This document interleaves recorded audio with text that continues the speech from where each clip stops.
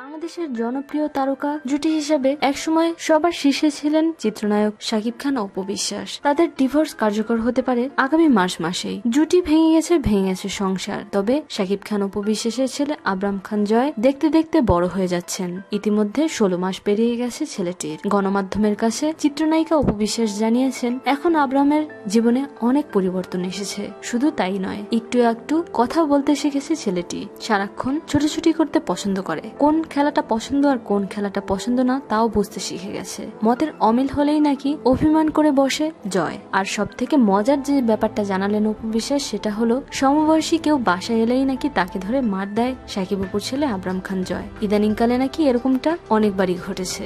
এসব কথা বলতে বলতেই হেসে দিলেন অপু বিশ্বাস। আর অপুর এই সাক্ষাৎকার তিনি তার অফিসিয়াল ভেরিফাইড ফেসবুকে শেয়ার করার পর অনেকেই লিখেছেন অনেক রকমের মন্তব্য।